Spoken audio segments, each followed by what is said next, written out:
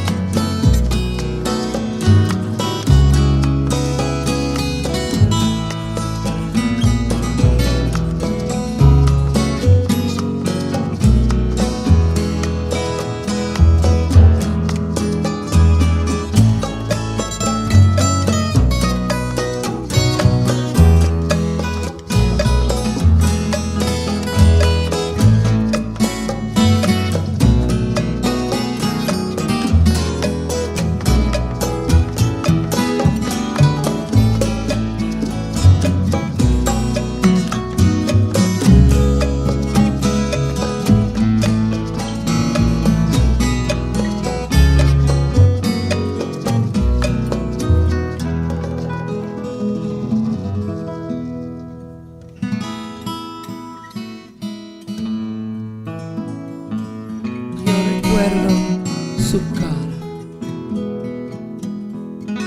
y en las olas del mar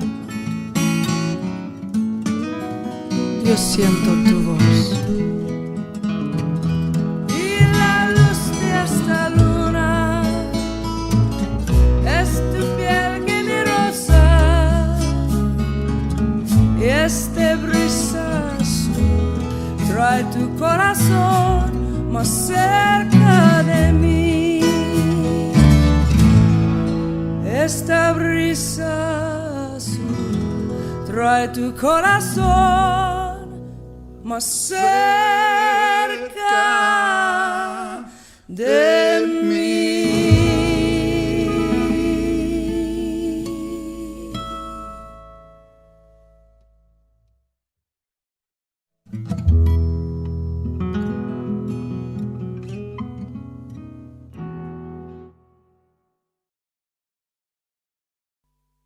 Had dinner with him last The night. grey man. Oh, were you? Basher. Oh, Basher. He's fantastic. What a fine man. A fine musician. They've got a picture of him on the wall of this VH1 studio in Camden Road where we were, and he looked like a lemur, like, because he's just had really light blue eyes, and just the photograph looked like he was holding a guitar, and he just looked like one of those exotic Madagascar lemurs that only come out at night. It was just great. We I used to run a little venue in the north of England, which was an old wooden pavilion that was been knocked down now, and we booked this band one night, and they pulled. So the agent said, "Well, I've got this other band called Brinsley Swartz. Do you want them to come?" Yeah. So we said, "Okay." So they turned up, and it was just brilliant. They went down a storm, and it was a really, really good gig. It was just amazing. Very, very good. Are we rolling? He's Okay. one of a kind, Oh, really. One of those people that you're just so glad he's around. Paul Carrick as well. Great guy. Well, Bonnie. We're still here with our same jobs. I knew you were going to It's say a miracle, isn't it? that. A live album. And about time too. Tell me about it. Yeah. Not from lack of wanting. Really? So why now? A couple of reasons. I've been being besieged by people over the years that say, your live shows really capture you, and if only you could get one out, you'd really come across. And I was all ready to do one because of, Little Feat years ago had that great Waiting for Columbus album, and it really broke through and captured them in a way that the studio ones, although those were great too. And I just have been waiting and waiting, but the situation with Warner Brothers where I was for the first 9 albums up until 82, I was with Warner's, and I wanted to do the live record after my 8th record, and it just they didn't really feel, and neither did I, that the promotion for it went well, to put it mildly. I'm trying to be polite. And radio really stopped playing any kind of progressive format, so I was basically shunted off into the hinterlands of fringe music. And even though I was selling well in my concerts and my core audience bought my albums, it wasn't the right label situation to put out a live record because they didn't care enough, frankly.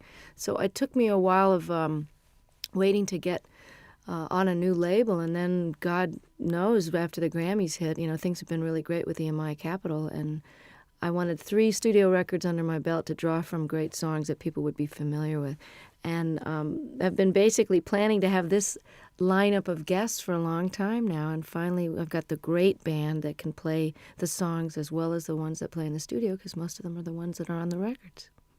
Indeed. I can't believe that these friends just happened to be around. There must have been a lot of phone calls going out to get all these guests on this album. Well, you've got to plan because people's schedules are way in advance. I mean, I know what I'm going to be doing 5 years from now almost. So everyone's booked and everybody's got their own album schedules. And Jackson said, I'm going to be recording, but it's if you can film and record in California, I bet you I can fly up for the day. Hornsby had already made room in his schedule for me. And this was planned in March in order to secure the mobile truck. The concert venues go on sale, at least a couple of months before. And, of course, the film crew, we had 9 35-millimeter camera, film for 2 days. So, that's almost $1 million type of proposition just for the film alone to film the 2 nights. And so, yes, it had to be way planned and approved and paid for in advance. But I must admit, the sound of the album is one of the best live recordings I've ever heard. Oh, fantastic. And I'll tell our engineer that because he worked his you-know-what off trying to make it.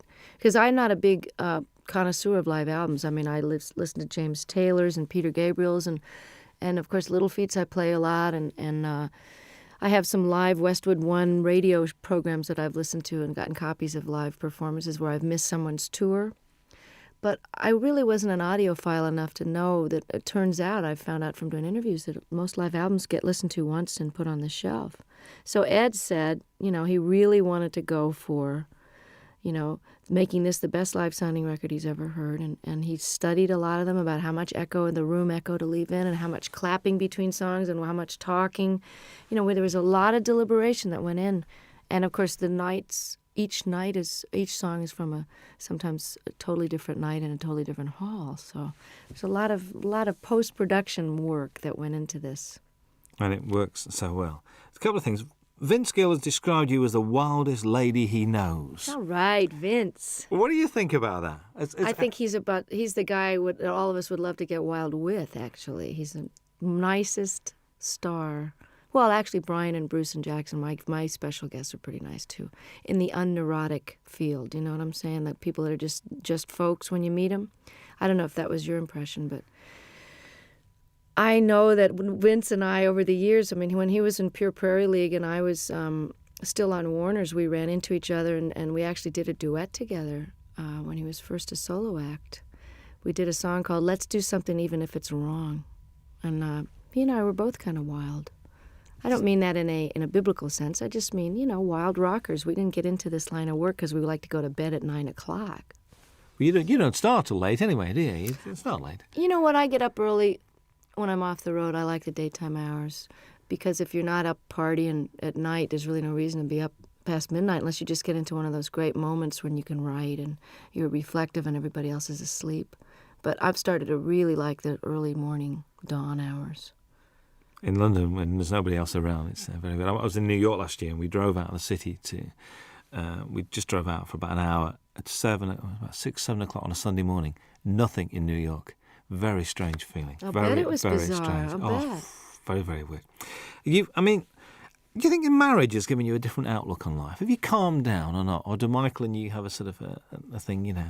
I don't think marriage has much to do with the calming down. I think just getting older, from your 20s to your 30s, there's a certain calming down. And I don't know about your life, but most of the rockers I know, and by rockers I mean not such as a musical categorization as in party as much as you want and can get away with kind of a thing. You know, like I would never jeopardize my job or walk around stumbling. And, you know, I never was one of those kind of visibly out of it kind of a person where people would comment on it. It was more like a private thing after the show. But lifestyle changes in your 30s are necessary if you want to keep your wits, your memory, your looks, and your health, not to mention the most important, which is your music. So even though I never jeopardized my job, I think my effectiveness, how many hours of the day I was able to be productive, was starting to get affected by my extracurricular activities. So my calming down that way happened in my mid-30s when I kind of quit drinking and took up yoga and bike riding and doing all those things with the ravages of time so that you end up feeling more energetic and more able to do your gig and have more fun because it just isn't fun to feel bad, you know. I mean, I know some people make a career out of it, but the feeling bad is for the young. And marriage has just been, it's a challenge, and it's very adventurous, and it's exciting to know that somebody's not going anywhere when you have a big row. But it's also comforting to know that there's a level of commitment that makes the rough times more doable, and that makes the sweet times very, very deep. And, you know, the learning about each other and learning about yourself. Stuff comes up in marriage that didn't come up when you're living together with other, you know, I didn't live with Michael until we got married. And you repeat patterns in your parents' marriage, whether you wanted to or not. And I found that to be a very big surprise because it didn't happen before until you get married. I think you hear those words coming out of your mouth and you go, there she is. There's that mom thing again. Bruce Hornsby appears on 2 very different songs on this album. Very much Think Called Love and I Can't Make You Love Me. He's not only a great musician, but a really nice guy. And these 2 songs not only show the diversity of your talents, but also his as well. Was that why you asked him to play on those 2 songs? You know, it was one of those things where on the tour we did together last year, we did a 4-month double bill of the Outdoor Sheds when my new album was out. And it's quite obvious that I just think the world of him. I mean, and he made such a difference on I Can't Make You Love Me. And then he invited me to play on and sing on his last record before this current one. Then we did the tour together, and as an encore, he came out and played the accordion, and he's a great practical joker, so it was a way to keep him off the monitor man's back, where he would probably have given me nothing but hi-hat and the monitors and messed with my sound on stage. So I kept him out of trouble by having him on stage, and, you know, he's my favorite singer and writer, I think. It's just, you know, Prine and Jackson Browne and him, that's it, and Paul Brady. I Can't Make You Love Me, I can't even imagine recording live without him on it. So he was very gracious, and I just got to participate in his PBS special and got to play with Pat Metheny, the 3 of us on stage alone, singing The Tide Will Rise. And it was just absolutely a highlight of, you know, my respect for those men is just unbounded. And his musicianship is far surpassing anybody in the pop world that I know. You know, he's really as nice a person as he is a genius, too. Whenever I bump into him, it's like, and it's like he sits down and he talks to you and he takes time. Mm-hmm. It's never, so I've got to rush now. He's just one of those guys. And I thought his current album is very, very good. I do, too. I mean, he's really a jewel, you know, and such a normal guy, just like Don was. And it's interesting because I've gotten to know Brian the last few days more because we've been hanging out at the Top of the Pops. And he also is totally without any kind of ego attitude. And he's not neurotic and paranoid or any of those stuck-up things that people get when they get to be a big shot. And I'm so lucky to have these guys as models because they've been famous longer than me. Hornsby came out of the box with big hits, and he's just nonplussed, totally regular guy. That's why you get on so well, because you're the same. You've got the same attitude, and that's why, and it shows. I reckon this record's great to listen to when driving. I mean, I've been driving around listening to this. I think it's brilliant. God, I'm so glad. It's so new that I haven't had reviews yet. So this is it. Give it to a friend. Go and drive around, listen to that. And it's great. A song on it, Shake a Little. New song to you. New song by the guy Michael Ruff, who wrote "Cry on My Shoulder" on Nick of Time, and.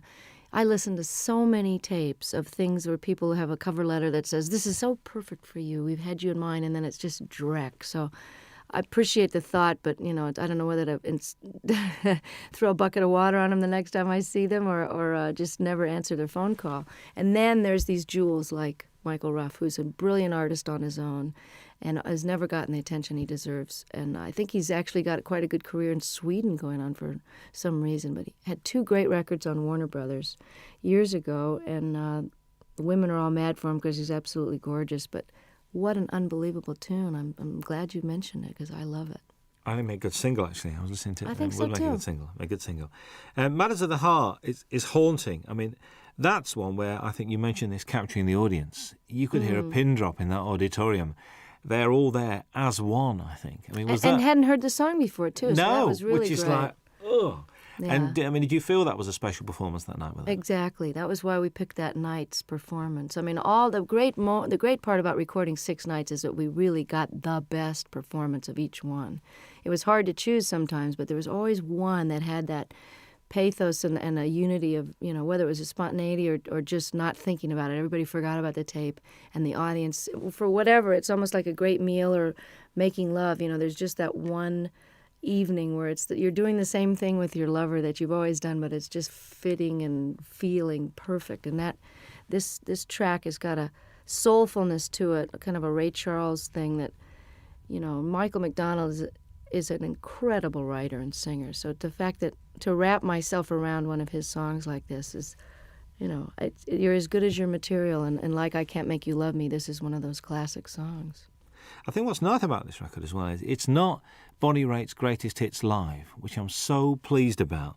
It's a real, it's almost it's a comment and it's a reflection. Was that purposeful, the way you selected the songs? Yeah, and I'm glad to hear you say that. This is terrific that it's coming across, even in its shortened 1-disc version of the 2-hour concert. I mean, we were actually surprised, Don and I, when we had to narrow this down, that this played as well, and we almost like this order better than the ones with the extra 4 songs on it. I had no intention of doing a greatest hits because why would somebody want to buy it? Well, I suppose they would want to have all those so-called hits on one record, but why not try letting the songs go out the way they've evolved over the last few years? I mean, Love Me Like a Man, I recorded in 1972, and the guitar solo is never going to be the same twice. And certainly Have a Heart and Love Letter and different songs from Nick of Time, all of these songs have taken on their own character depending on the tour that we play them. Each tour, everything gets a little shifted by the band members, because just to keep it interesting, but also they just grow. Tempos are changed, Have a Heart has a kind of a South African guitar part on it, and that's partly because I've got one of the greatest guitarists as a foil now, George Marinelli, who used to play with Bruce Hornsby. So I wanted to add something different to the older songs and give people, we got 6 new songs, so it's a little bit of everything. I think so. Charles and Ruth, I'm pleased they're on there.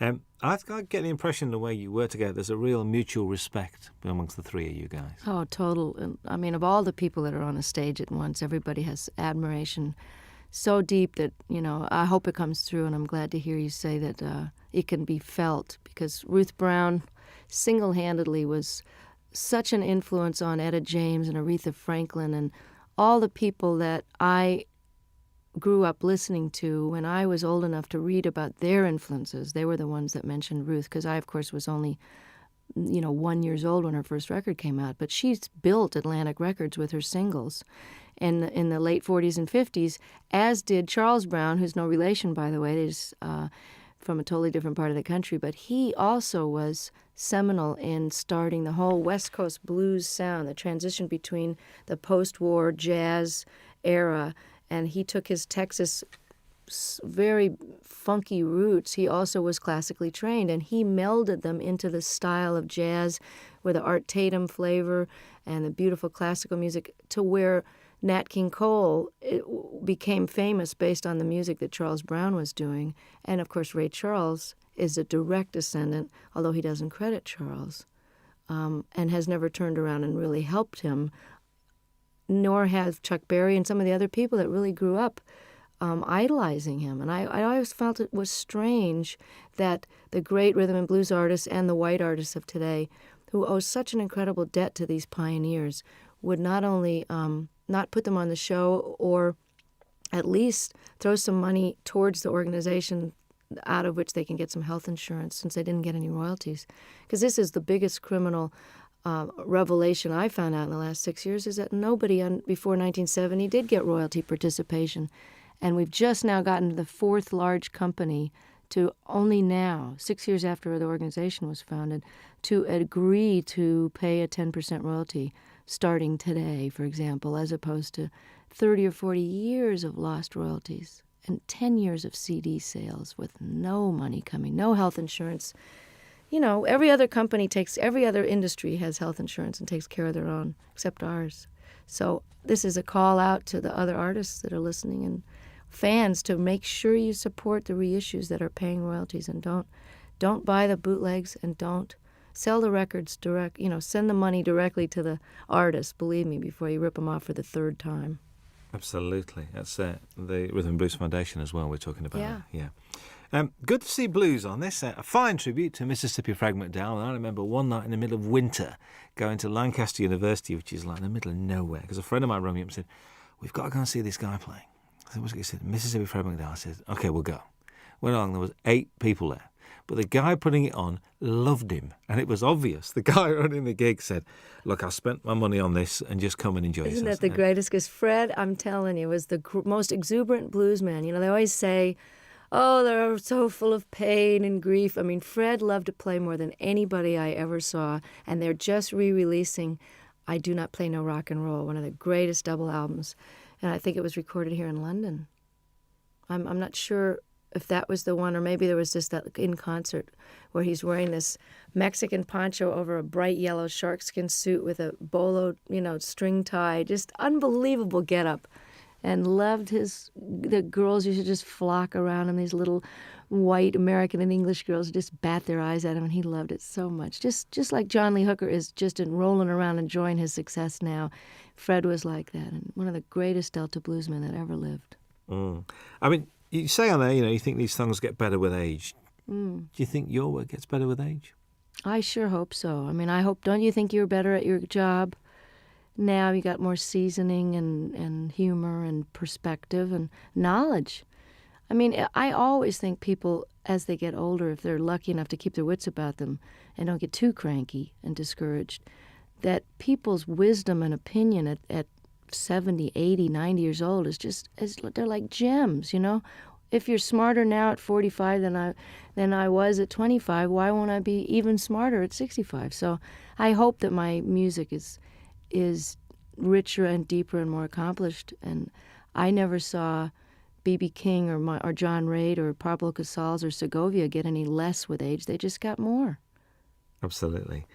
You're always introduced, which I do like, as Bonnie Raitt and her band, including Hutch and Ricky now. I mean, they're part of the furniture. Hutch, how long has he been around? A long time. He's has the distinction of being one of the only white guys ever play in the Neville Brothers, although they've had a white guitarist for a while.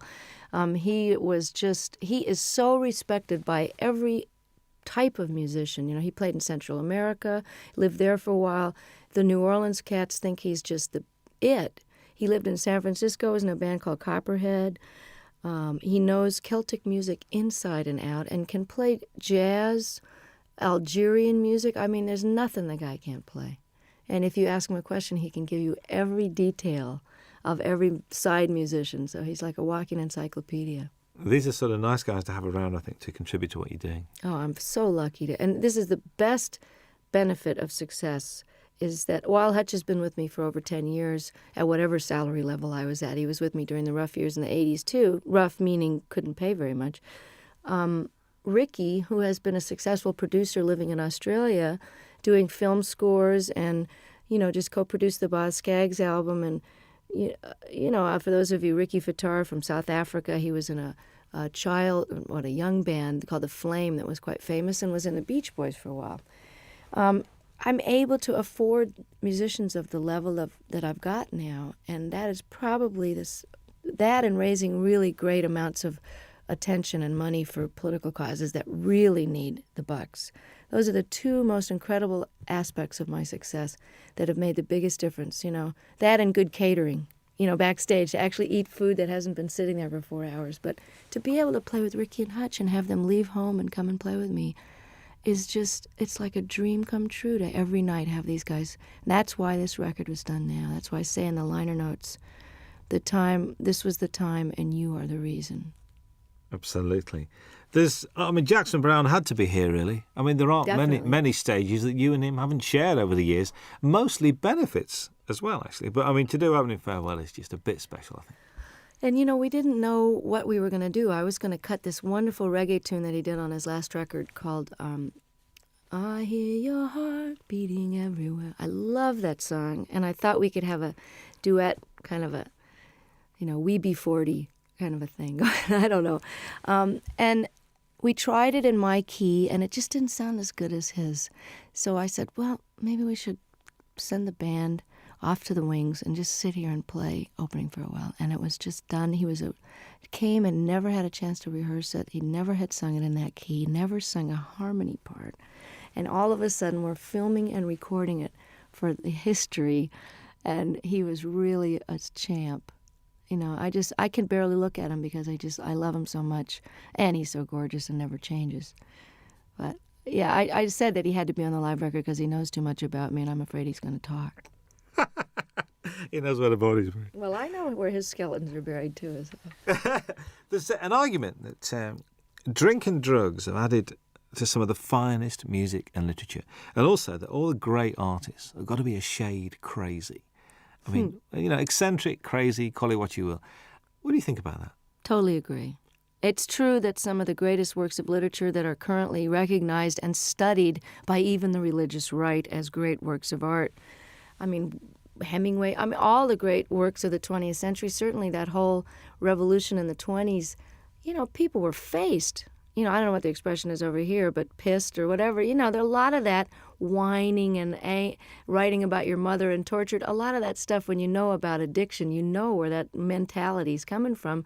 Well, that's what makes great artists torture. And artists torture themselves. And the myth is that you can't be, quote, funky or as deep or as soulful or as funny if you're not sort of loaded or hungover, is blown by the fact that John Hyatt and Stevie Ray Vaughan and some of the greatest artists of our time are still kicking, sober. So, and I'm here to tell you from that song that's on this record, and I don't know if it made this cut. Did Feeling of Falling get? I think that's the one we did leave on. I'm not. Yeah, because I want to let people know that just because you're straight doesn't mean you're not totally miserable and twisted sometimes, and it's out of that angst and misery and longing, which is just part of being alive, which you feel more acutely when you're not anesthetized, that some of the most powerful stuff has come out of my guitar, because it's excruciating to be awake. So it's just a different kind of art. If anybody thinks I'm not miserable, look again, and sometimes it's a lot easier to just toss a few back and forget about it, It's trying to be awake all the time that'll get you some good blues tunes. Most definitely. The old tortured theory goes out the window there. And there's this song with Bryan Adams. What's the story behind this? Did you call him or did he call you? Or if someone was to say to me, okay, you got a new album coming up and, you've been on the road with Longing in Their Hearts and you have this ballad here and you found this Michael Ruff song. But you know what I'm really missing as a rocker? I just wish somebody that I really love would call me up. And it was like the universe answered my prayer, and I get this phone call from Brian, who I haven't heard from for a few years, and he says, I wrote you this song with this woman, Gretchen Peterson. I hope you like it. It's on the way. I listened to it. It's like tailor-made, great lyrics, a tried and true topic, but done set in a very clever way. You know, you need a rock, not a Rolling Stone. Simple, straight-ahead rocker. And then on top of it, his album was postponed, so as we got closer to the live recording, I went, oh, you know, it would be really great, as if he could sing this with me. And he did. He said, I'm coming. I just can't believe it. It's like for all the blues people that I helped and all the obscure songwriters I've done songs and talked about over the years, you know, to have somebody like him who is really huge over here in Europe where I can't get arrested really. And, you know, for him, he'll be doing for me what I'm doing for Ruth and Charles. So without any compromise and just pure admiration and love and just love the guy's work so much. And I love him. And here I am getting to have this handed to me like Eric and Elton saying, hey, you want to be more known in Europe? We love you. Come on to the Wembley show. You know, that's the payback, is that it all goes around in a big circle, and then I get more well-known, and I can bring Charles Brown over to Europe. So that's the way it works, you know. Oh, that'd be very pleasant, actually. Very nice indeed. There's 3 songs that run together. There's Longing in Their Hearts, Love Sneaking Up on You, and Talking Heads, a storming version of that. All right. Were they the same night? Because they just run together. I think they are the same night, actually. But they were pretty slamming all. You know, sometimes we do Come to Me in the Middle, which we didn't have room for on the record. But again, you can get it on import probably. I always thought of doing Burning Down the House since I first got the idea. I've always wanted to cut the song, but I had no idea whether we would do it on this record or whatever. I didn't know if it would make the record. It was just one of those sound check into the last encore of the night. And, you know, by the time you're at the encore point, your fans are so nuts, you know, you can basically play Rachmaninoff's symphonies and get away with it with a reggae beat. But I love Talking Heads. I love this song. Always heard it with slide guitar. And it's very similar in the clavinet part to Love Sneaking Up on You. So I had them as a segue, like half of Burning Down the House into Love Sneaking Up on You. And about 3 gigs into the tour, all the reviews were mentioning, and the audience was jumping up and standing. They were mentioning Burning Down the House. So Don suggested, he said, hey, why don't you just finish the song and flip the order and stick it on there and we'll put it on the record. And I said, no, nobody's going to go for that. And hey, I like it. Listen, it works really, really well. Kim Wilson guests on the album as well. I mean, the Fabulous Thunderbirds are one of the best-kept secrets in Europe, like yourself. Well, that's why I plan to change it. I mean, I'm really glad that by doing a record with Delbert on Luck of the Draw, that 5 million people have that album and now know who Delbert McClinton are, as if anybody's been asleep in a closet and doesn't know. The other great white singer of rhythm and blues is Kim Wilson, and one of the greatest living harmonica players. And Kim and I have been talking about doing this song and performing it together for years since they first wrote it on a record tastefully entitled Butt Rockin', which I'd love to hear him explain that to his folks. Oh, son, what's the name of your new album? Well, Mom, we decided to call it, you know. So if I can get Kim more exposure in parts in the, you know, for the moment that I'm in the sun here and just let people know how brilliant this guy is, I'll be able to die happy because he is just incredible. You know what? Listening to this record, I do have a problem because I'm not now going to be able to say to people, you mean you don't know who Bonnie Raitt is? This is causing me a bit of disturbance here because it looks like the single's going to work. And if the album works, you've knackered a lot of the things that you know who Bonnie Raitt is? And they go, who's that lady who sang that song? You See, know? I'm enjoying coming over here and still being a cult artist. And that, you know, now I'm getting all letters from the people in the States going, you know, you were mine for 20 years. And now I really resent the fact that everybody knows who you are and they're playing you in the supermarkets. But I wrote the guy back. I said, hey, 20 years in small theaters, can't you cut me some slack? I get to have Ricky Fattar in the band and Hutch. Let me have a moment in the sun here. And while these rhythm and blues artists are still around, and while Kim deserves to be heard, let me show the rest of America about these guys. And I feel the same way about Europe. But if I'm a cult artist over here for a while longer, it would just be very nostalgic for me. I think so. It was a joy last time to walk into the Palace Theatre in Manchester and see it sold out. Wasn't that real exciting? Joy. I'm inching my way to notoriety over here.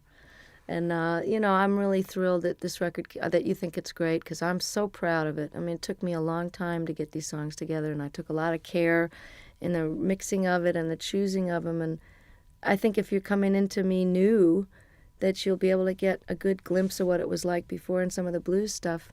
And, I don't think anybody should be determined by their latest single. So, I'm not a singles artist. So if you've never heard of me and you hear the Bryan Adams track and you like it, check out the rest of it, because there's a lot of good people on there that deserve to be heard while they're still able to play. I think so. I think how anyone cannot be moved by Jackson Browne's version of Stay, I will never know. And I just sang on his new record. It's just fantastic. There's a bit of to and froing, because you're on John Hyatt's record as well. Yeah, I know. Well, that's how it works. We all love each other, and, I'm so thrilled that they want me to come and play and sing on their record. There's a great band out in New Orleans called the Subdudes, and I'm on their new record, and it's a fantastic record. Support act on the tour, actually. Oh, it'd be. That's right. If you got there early, That's right. They were over here in England. It's true. That's right with you. How's the songwriting going? I mean, we've been progressing. We've had like 3, 4. We're getting there. I'm inching up there in the quantity. But one of the reasons I'm taking a hiatus is because I haven't stopped working either on the Rhythm and Blues Foundation or the different benefits that I've done and organized. My own touring schedule, making up for all these years I didn't tour outside the United States. I haven't had any time to write, so it's time to go live a little bit so I've got something to write about. Because honestly, writing about the catering in my room in the hotel is not going to make it for a topic. And getting any more personal than I did on the last record would be a challenge, because I'm just going to have to figure out and take a break so that it's done from inspiration and not out of obligation. So does this mean that, I know because you're not a winter person, so come sort of spring, are you going to be treading these shores? I'm hoping to have the first break from touring in 25 years after this live record. I was doing this now, and I did a record with my dad, and it's out on Angel Records with a 42-piece orchestra. We did 3 songs together. It was just great fun. And I feel like I've done my bit with Charles and Ruth and Kim and done my major opus here. And it's time to take some time for me, because if you don't fill up and take some time off, there really isn't anything else to say. And I honestly don't think I'm going to be touring this next year unless for some ungodly reason, or perhaps truly godly reason, this record with Bryan and this record takes off in Europe. And then I'll be a brand new artist and come over and show people where it's really at. A brand new artist again? Yeah. Again. Well, I'm an overnight success, Robin, you know that. There's a description that I read I'd like your comments on, really. After years of singing about broken hearts, faithless lovers and no good men, Bonnie Raitt entered the 90s at the peak of her already lengthy and impressive career. Has the 90s been good to you, do you think? Oh, yeah, definitely. I don't think you could argue with the kind of Cinderella story that happened to me when I just a lot of changes were made personally before the Grammys happened. But I think your 40s, while, as I was mentioning before, it's a little harder to be older and awake, it's also easier and more fun to be wiser. Does that make sense? It's easier because I know how to do things better, and I know how to handle stuff. I can handle my success. I can handle disappointments. I don't mind getting angry. I know that it's not going to last for 5 days. I'm just getting angry. So the process of growing up is happening now as it is for a lot of rockers, because it's just sort of a postponed adolescence sometimes until your 30s and 40s, and then that's when people settle down. So I've had a really great last 5 years, and I'm looking forward to another 25 and another couple of live records in the middle of those. Absolutely. Bonnie Raitt, thank you very much indeed. Nice to be back. Hi, this is Bonnie Raitt. Very happy to be with Robin Ross on your radio. I want to go to Dave, Scotland. Right. If we send him a tape, right, he'll do a 2-hour special. Wow. He's like a big supporter, isn't he? These guys are just, Thank you, Dave. Thank you for the homeland, for the young girl who's found her way back to your shores any minute now. I'm threatening to show up for Hogmanay again. Again? Oh, well, tell people God. this time, will you? See, I'm the only one that remembered what happened those 3 days. The entire country was out of their minds. But the studio was. I'm coming back with a video camera because nobody in America believed it. They had some sort of sponsorship. They had little bottles of booze on the table, and there was like 65-year-old people just totally clapping and yahooing it up, which is a little glimpse of what like a Crosby, Stills and Nash audience is going to be like in 20 years. You know, will be a bunch of old geezers singing, you know, just a song before you go. But they'll still be all applauding. And Sheena will be singing Morning Train, and me and Brady will be out there on walkers singing Thing Called Love. Yeah, I found another Brady Buncher. Curtis Stigers is a Brady Buncher. Yes, he is. Curtis Stigers is a Brady Buncher. I found somebody else as well. You know, guess who cut Paradise Is Here?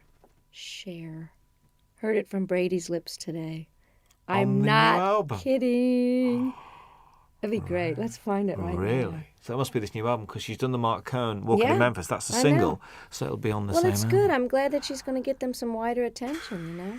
Brady's record was great, wasn't it? Mr. Cummings won't know what's hitting. He won't know what to do. I know. He's great. I ring him up. I really wanted to do that song too, but Tina had already done it. I think that Cher track's coming out for Christmas as a Christmas single. Paradise Is Here? Well, that's good. I'm glad. I mean, I don't know who produced her, but I hope it's great. My engineer's producing Anne Murray's new record, which should be great. All right. Yeah, she's terrific. When I call you up. Remember when she did that? She wouldn't do an acoustic, would she? She should have done. She wouldn't do an acoustic for us. She's doing one now. Hello. I'll come in here and do one. Yeah, we had John Hyatt. John Hyatt did 2 songs. Did he? Yeah, John did 2 songs. Finn did 2 songs, did they not? Which is Neil and Tim Finn. They just told me to come and talk. They did Weather With You, and they did Nobody asked me. We'll ask you. Anywhere, anytime. You know, know. You could play the national anthem and we'd listen to it. You know that. So, I'd play your national anthem. It'd be interesting. Yeah. It'd be good. Good. So you're going to Scotland on this break? You're going to try? I want to. I was threatening to go to Ireland or Scotland over the weekend, but I'd like to come back when the days are longer, because it's too hard to come over here and have it get dark at 4. Yeah. Not unless you. Especially over that. You know what I mean? If your nighttime hours can be more productive, but I want to be able to see stuff. You know. Yeah. You were going to go around Ireland last time I spoke to you. You were going to visit Ireland. I did it once a long time ago, and I want to do it again. I may do it over the weekend. Just get down the country and see part of it. Well, I did get a whole week in you? there. I did get a week in Scotland, a week in Ireland back in 91, right after the Grammys. Randy Newman's on Jules Holland on Tuesday night. You should get him in here. I'd love to. With Warner's, you see, Warner's a bit strange. So my best man when I got married is head of promotion at Warner's, and he won't let me do any interviews. He said, I leave it to the regional people. I said, but we're getting like 50 stations. Great. I know. Faust is a great record. Lovely man. When's Bonnie Raitt on later? Call Peter Asher and tell him I told him that he should do it. Tell him who you talked to. Tell him all the people you talked to and how many stations we're going to start to, just call him we directly. Got you on, did we get 50 last time? Peter and Gordon. Tell him you're a Peter Gordon fan and call Peter Asher.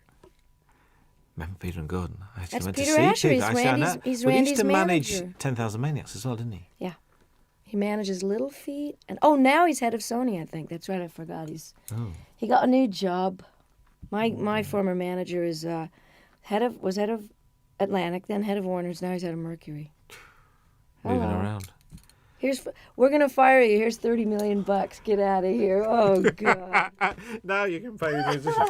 Here's another label. Could you sign that for me, please? Are you kidding? Thank you. I've got a shiny one because you haven't got shiny pens, have you? Can I have that on tape, please? And you haven't got Robin Ross has a shiny one. Thank you. Would you sign it for me?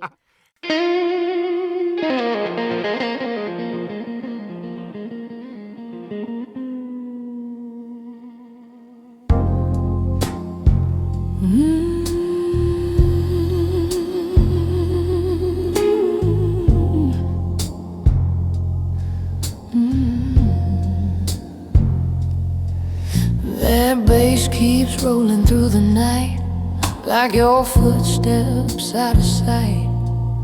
Every note cuts deep and slow, like a love I can't let go. Your memory moves in every groove, like a rhythm in my soul.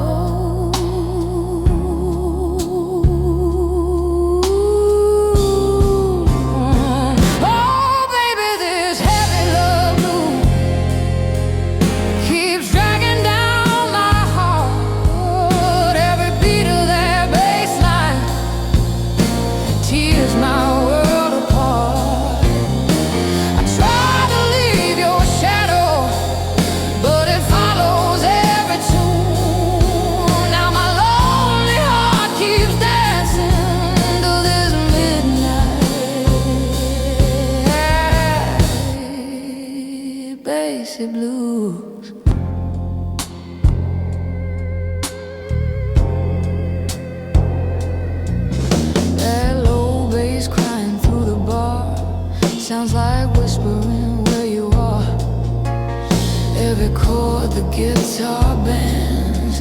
Feels like love that never ends. Oh baby, this heavy love blues keeps dragging down my heart. Every beat of that bass line tears my world apart.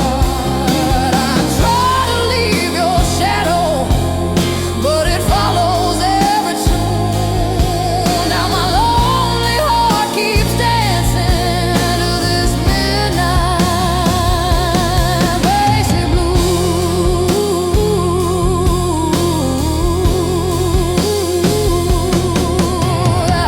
Maybe love's a low, slow rhythm you can't ever outrun. Once it gets inside your heartbeat, girl, the blues have just begun.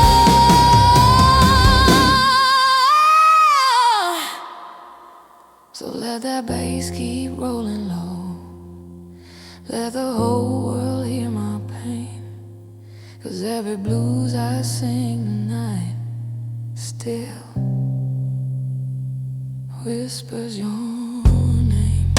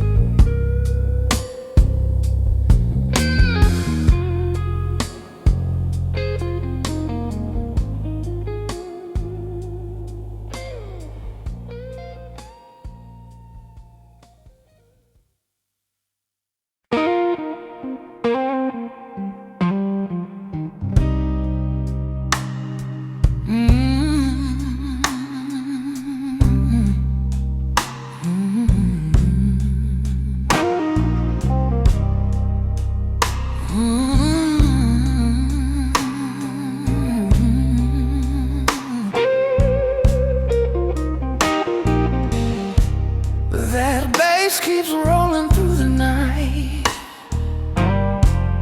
like your footsteps out of sight. Every note cuts deep and slow, like a love I can't let go. Your memory moves in every groove, like a rhythm in my soul.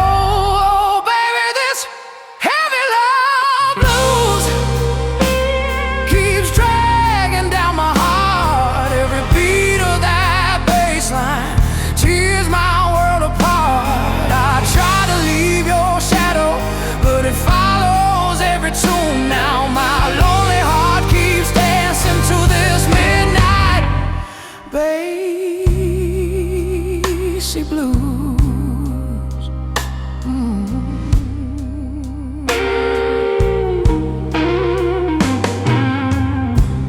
That low bass crying through the bar sounds like whispering where you are.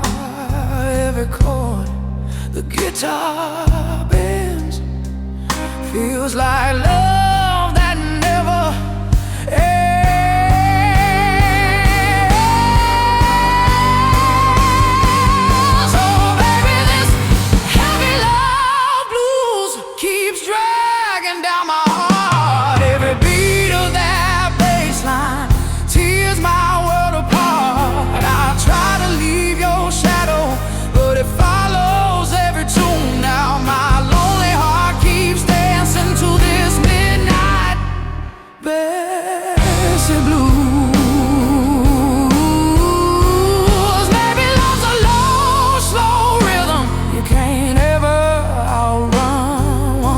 Inside your heartbeat, girl, the blues have just begun. So let that bass keep rolling low. Let the whole world hear my pain. 'Cause every blues I sing tonight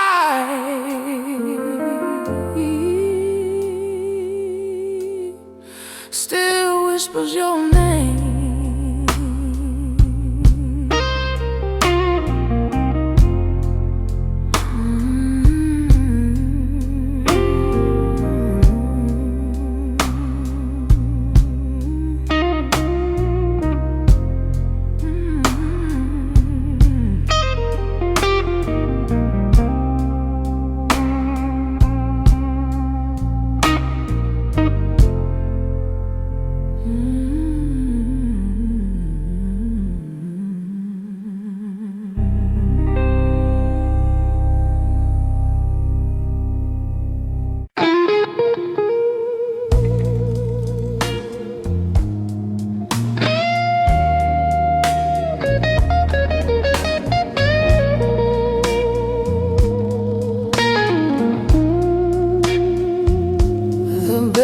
Rose low across the floor, like the love we had before. Every step I take tonight echoes in the neon light. Your memories, a rhythm slow, playing where I go. Oh baby, hear that low bass cry beating through my chest. Every note reminds me you were my best. Now the night keeps spinning like an old blues tune, and my heart keeps falling into your bassy moon.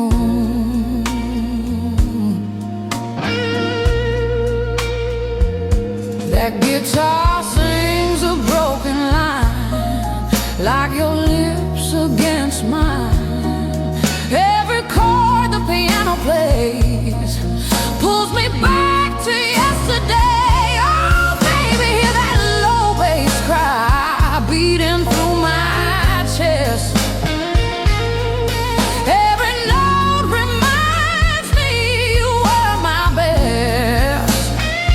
Now the night keeps spinning like an old blues tune, and my heart keeps falling into your bassy moon. Love like ours don't fade away, it just turns into the blues. And every bar I sing tonight still belongs to you. So let that bass keep rolling slow through the midnight air, 'cause every lonely blues I sing still finds you there.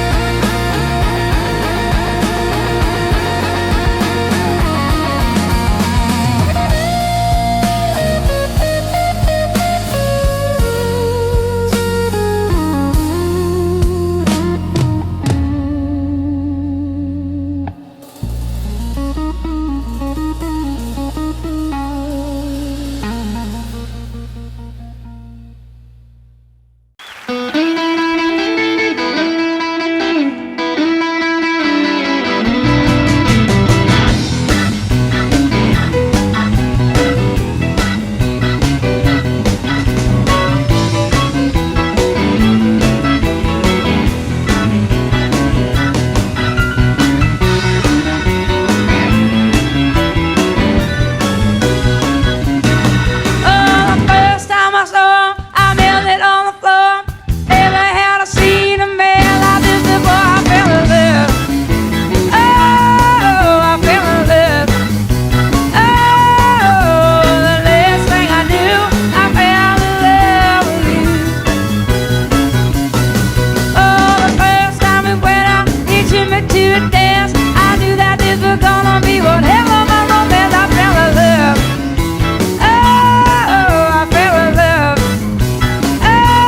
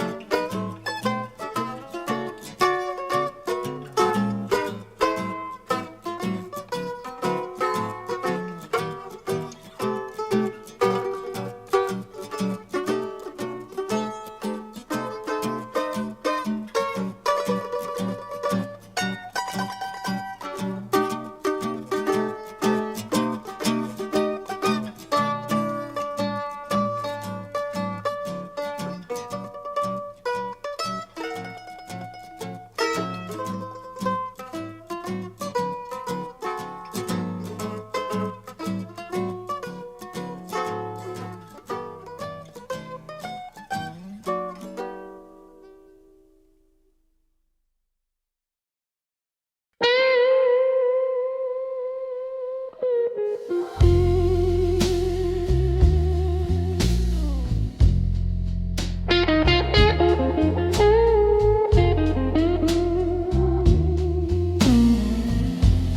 neon light is fading on a lonely boulevard tonight. Smoke dancing in the shadow while the jukebox cries in blue light. I got trouble in my lipstick and danger in my eyes. Every man who tries to love me ends up learning my disguise.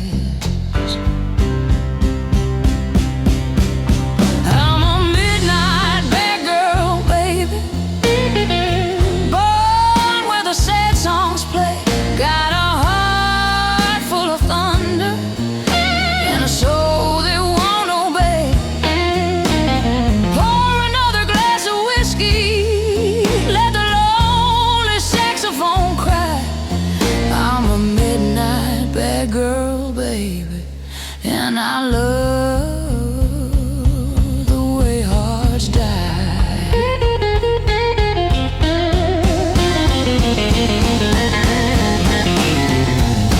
The bartender knows my story, but he never says a word. Just another broken lover lost inside a bluesy world. Your sweet promises are fragile, like a glass about to fall. If you're looking for forever, baby, you chose the wrong girl. I'm a midnight bad girl, baby, born where the sad songs play. Got a soul that won't obey. Pour another glass of whiskey, let the lonely saxophone cry. I'm a midnight bad girl, baby, and I love the way hearts die.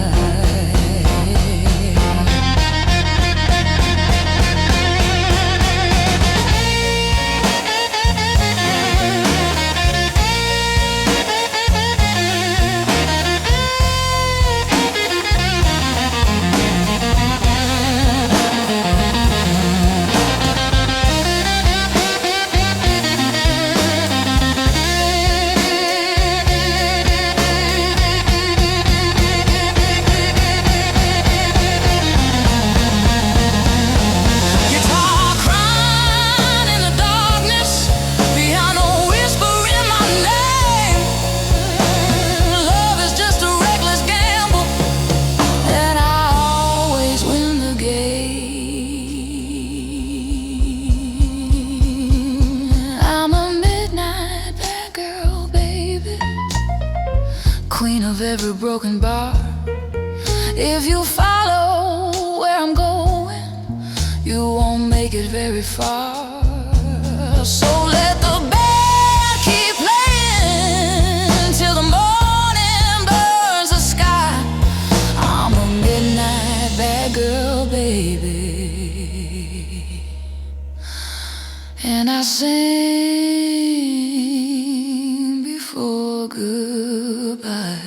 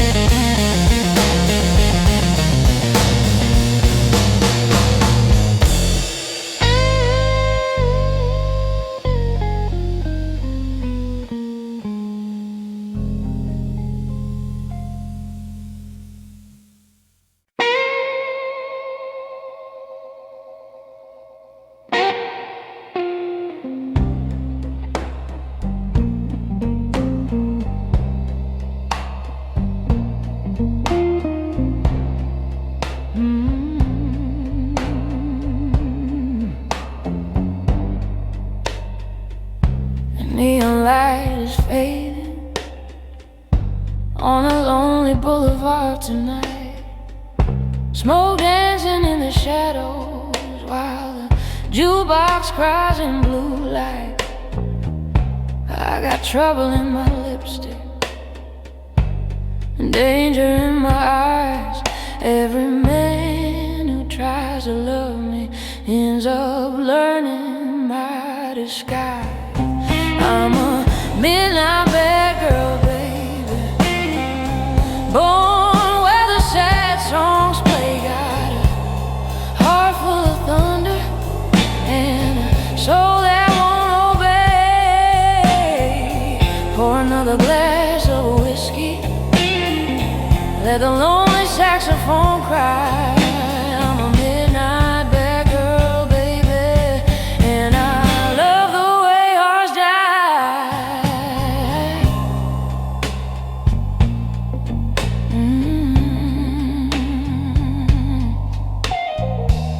The bartender knows my story, but he never says a word. Just another broken lover lost inside a bluesy world. Your sweet promises are fragile, like a glass about to fall. If you're looking for forever, baby, you chose the wrong girl. I'm a midnight bad girl, baby, born where the sad songs play. Got a heart full of thunder and a soul that won't obey. Pour another glass of whiskey, let the lonely saxophone cry. I'm a midnight bad girl, baby, and I love the way hearts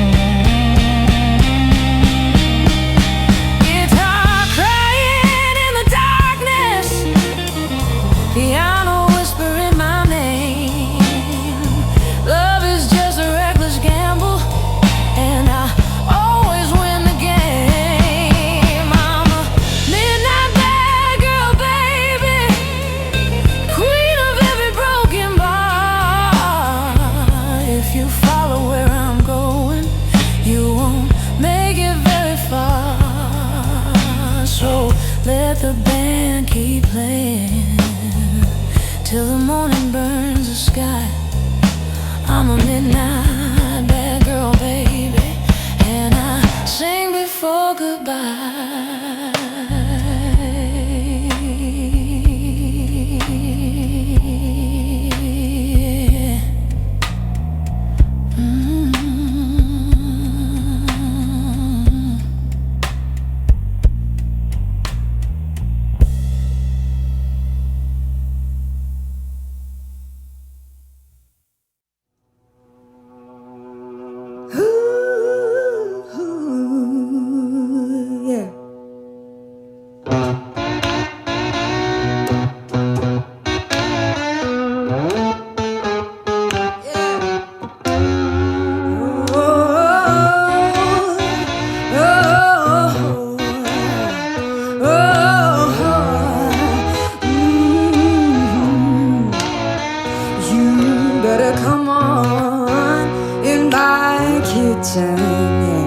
Cause it's going to be raining outdoors. Ooh, the woman I love, yeah, I stole her from my best friend. Some joker got lucky, yeah, stole her back again. You better come on in my kitchen. Hey, 'cause it's going to be raining outdoors. Ooh, the woman I love, yeah, I stole her from my best friend. That joker got lucky, yeah, and stole her back again.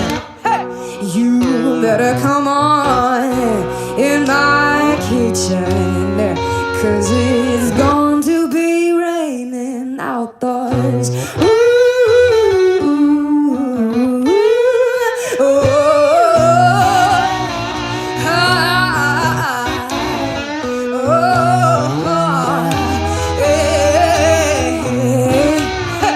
you better come on in my kitchen, 'cause it's going to be raining outdoors. Ooh.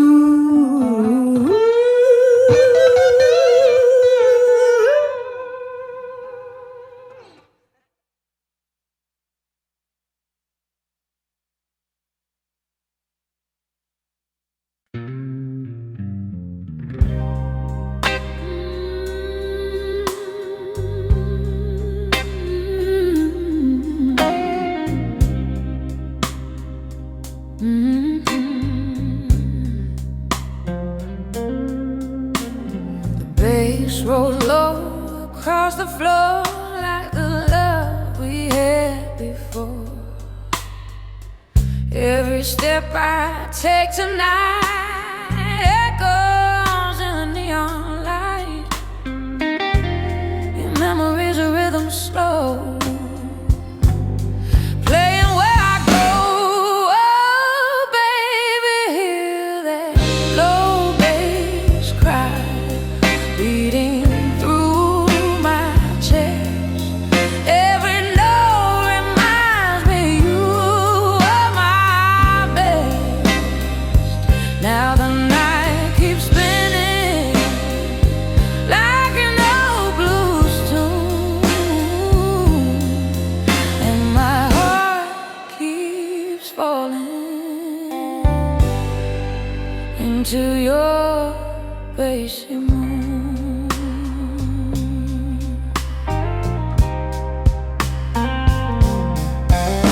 The guitar sings a broken line like your lips against mine. Every chord the piano plays pulls me back to yesterday.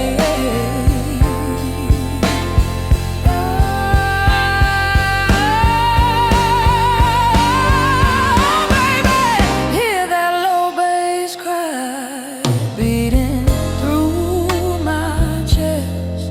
Every note reminds me you are my best. Now the night keeps spinning like an old blues tune,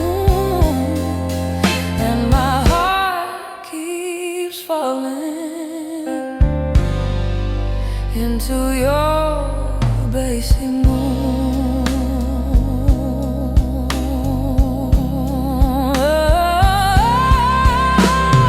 Love like ours don't fade away, it just turns into the blues, and every bar I sing tonight still belongs to you.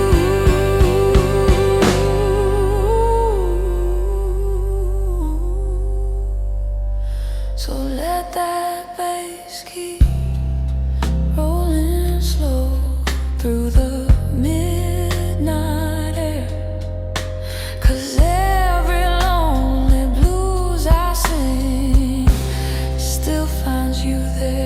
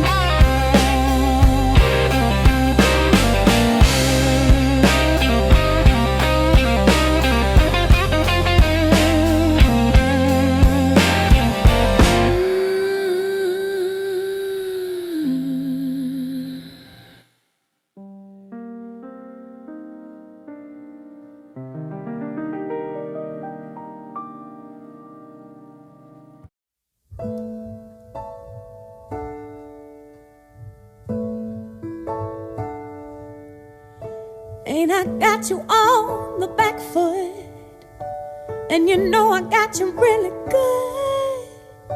And there's something deep inside of me I got to be. And if you find it hard to follow me, if I lose you in my jet stream, then you only got to raise your eyes and see me fly. Don't tell me that I won't, I can't. Don't tell me that I'm not, I am. Don't tell me that my master plan ain't coming through. Do you tell me that I won't, 'cause I will. Don't tell me how to think, 'cause I feel. And yes, I know what's real and what I can do. Something that you won't see every day. A little girl who found her way through a world that's designed to break on love of your dreams. And if there's one thing I would say to you, is that there's nothing that you can't do. And yes, it's all about your attitude. Don't let them get to you. Do you tell me that I won't, I can't. Don't tell me that I'm not, I am. Don't tell me that my master plan ain't coming through. Now do you tell me that I won't, I will. Don't tell me how to think, 'cause I feel. And yes, I know what's real and what I can do. Ooh, yeah. Ooh, hey. Oh, do you tell me nothing? No.